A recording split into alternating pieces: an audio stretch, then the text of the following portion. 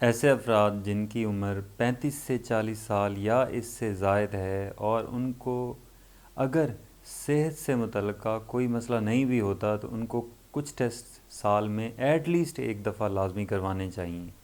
उसमें है number 1 ECG, second है अपना ब्लड प्रेशर मॉनिटर करना, थर्ड है चेस्ट एक्सरे, फोर्थ है लिपिड प्रोफाइल, फिफ्थ है सीबीसी विद ईएसआर और फाइनली है ब्लड शुगर मॉनिटरिंग।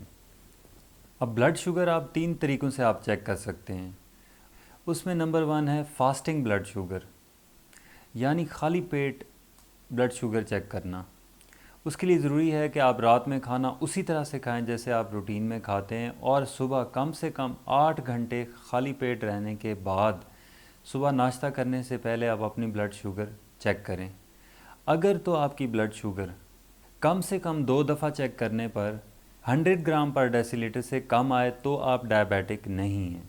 लेकिन अगर आपकी फास्टिंग ब्लड शुगर 100 से लेके 125 मिलीग्राम पर डेसीलीटर के दरमियान आती है तो आप प्री डायबिटिक हैं।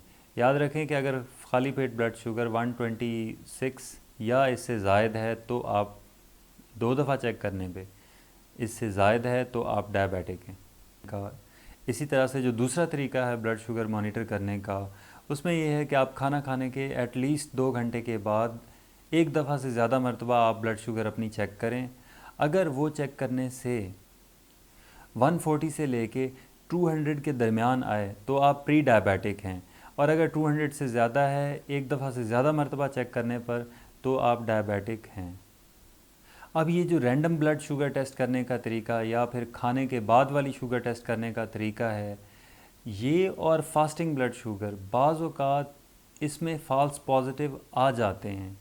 उसकी वजह क्या है? कोई बेड रिडन केस है, कोई इन्फेक्शन अंडरलाइंग क्रॉनिक चल रही है, कोई आप मेडिसिन ऐसी ले रहे हो जिसकी वजह से शुगर लेवल ज़्यादा रहते हैं, या अगर कोई इमोशनल स्ट्रेस है उसमें भी शुगर लेवल फ़ाल्स पॉजिटिव आपका रैंडम में या फास्टिंग में आ सकता है। इसमें जो तीसरा तरीक़ाकार है जो सबसे रिलायबल समझा जाता है, जिसमें वेरिएबिलिटी और एरर की चांस कम होती है, जैसे कि रैंडम और फास्टिंग में चेक करने पे अगर आप घर में ग्लूकोमीटर से कर रहे हैं तो उसमें जो कंसिडर किया जाता है कि एटलीस्ट 20 का एरर होता है बाज़ औक़ात।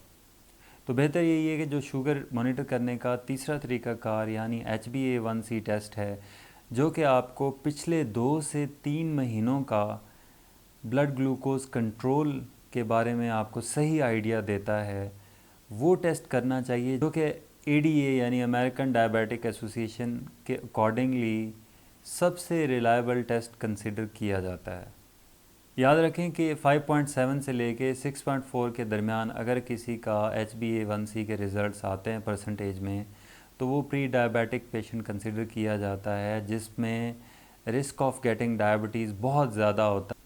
और इन केस 6.5 या 6.5 से HbA1c की परसेंटेज में वैल्यू इससे ज़्यादा आए तो पेशेंट को आप लेबल कर सकते हैं कि वो डायबिटिक है।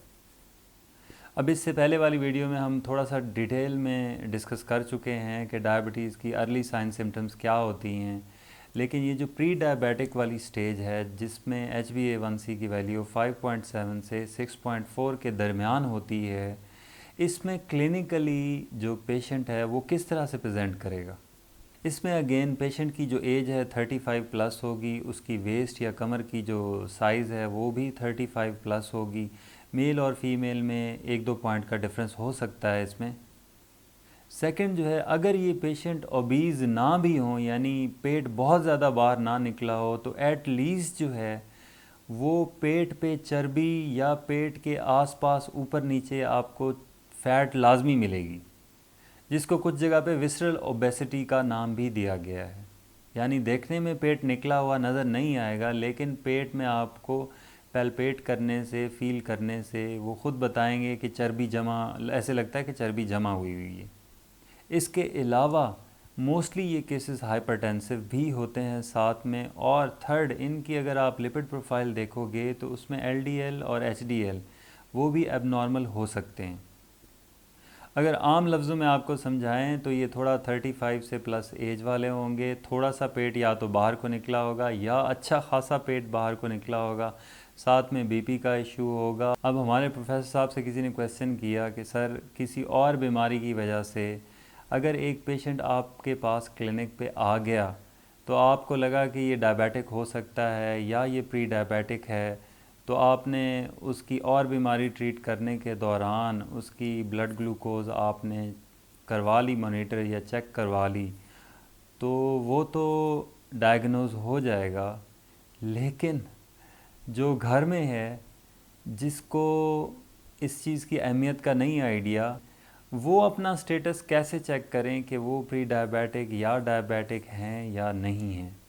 तो उन्होंने उसको ना बहुत ज़्यादा सिंप्लीफाई कर दिया। उन्होंने कहा कि ऐसे लोग जो अपनी सेहत के बारे में कॉन्शियस होते हैं, वो तो जैसे ही 30s 40s में आते हैं वो अपनी ये चीज़ें मॉनिटर करते रहते हैं, क्योंकि उनको थोड़ी बहुत अवेयरनेस इन चीज़ों की होती है। लेकिन ऐसे लोग जिनके पास सेहत के मामलात के हवाले से बिल्कुल भी नॉलेज नहीं होता या वो इस हवाले से बिल्कुल ही कोरे होते हैं, उनमें आपने देखना है कि थोड़ा बहुत पेट निकला हुआ है या नहीं, एज 35 प्लस है या नहीं है।